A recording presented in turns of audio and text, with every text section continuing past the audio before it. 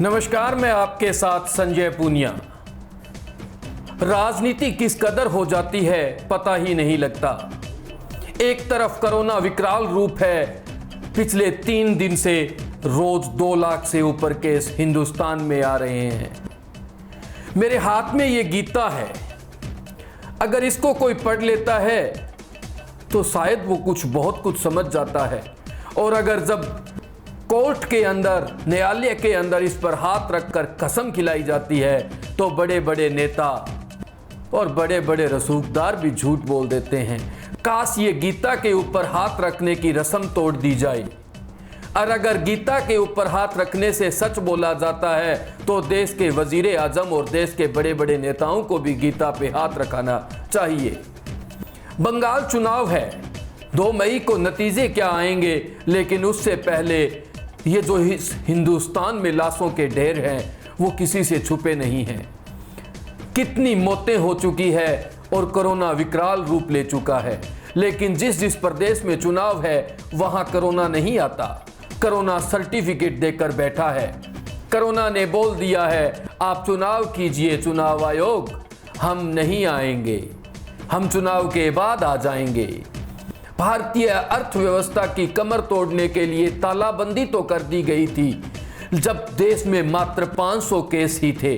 आज जब इस हिंदुस्तान में वेंटिलेटर की कमी है, बेड की कमी है, या यूं कहें कि सिस्टम ही फेल हो चुका है, उस टाइम कोरोना जब पीक पर है, देश का वजीर आजम लाखों की भीड़ को संबोधित करता है। मैं आज की बात कर रहा हूं, यानी 17 अप्रैल की, जहां राजस्थान के 3 उपचुनावों के अंदर वोटिंग चल रही है। वहीं देश के वजीर आजम एक बड़ी सभा को संबोधित करते हैं। क्या वो वर्चुअल रैली नहीं कर सकते थे? नहीं, मन की भड़ास भी तो निकालनी है मोदी जी को। और वो भड़ास जो दीदी के खिलाफ है, या यूं कहें कि लोकतंत्र के खिलाफ हो चुकी है। बातें बहुत है और बहुत की भी गई है, लेकिन मीडिया आपको अभी कोरोना में उलझाकर छोड़े रखेगा। किसान आंदोलन की बात बंद हो गई, और करे भी क्यों, क्योंकि इस देश के अन्नदाता से किसको मतलब है।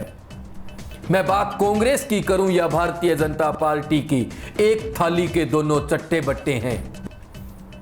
इस देश के लोकतंत्र के ऊपर पहले कांग्रेस सवाल उठा रही थी, फिर बीजेपी उठाने लगी और अब वापस से कांग्रेस उठा रही है। आपने भी तो वही किया है जो अब नरेंद्र मोदी जी कर रहे हैं। आपको सवाल पूछने का हक जरूर है, लेकिन आप इनके ऊपर बड़े आरोप तो नहीं लगा सकते।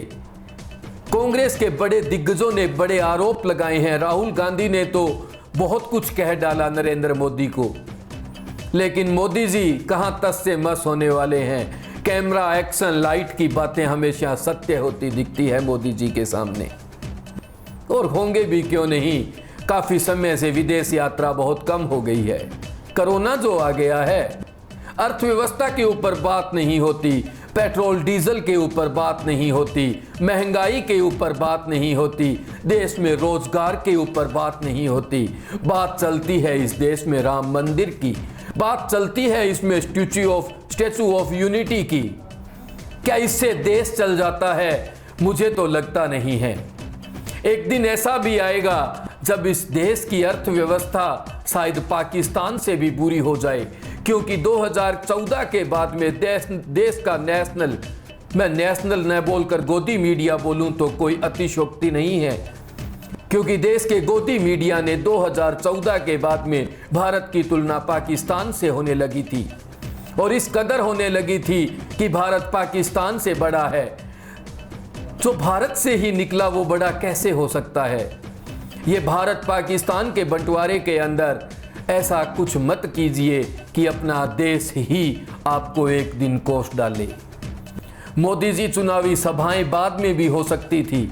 अगर देश में वेंटिलेटर और आप पीएम केयर फंड में जो पैसा आया है उसके ऊपर बात करके अगर आप बताते देश को कि हमने ये चिकित्सा में ये चीज़ों की बढ़ोतरी की है।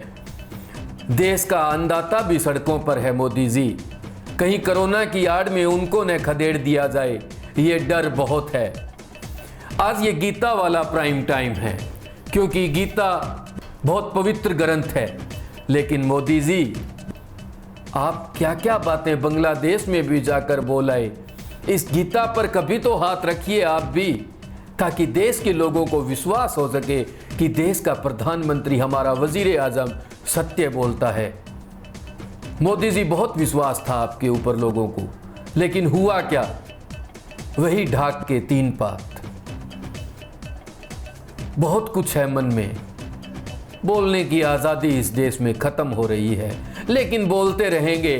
ट्विटर बंद कर दीजिए, फेसबुक अकाउंट हटा दीजिए, यूट्यूब से हटा दीजिए, हमारी आवाज़ तो नहीं छीन पाएंगे। देखते रहिए प्राइम टाइम। नमस्कार।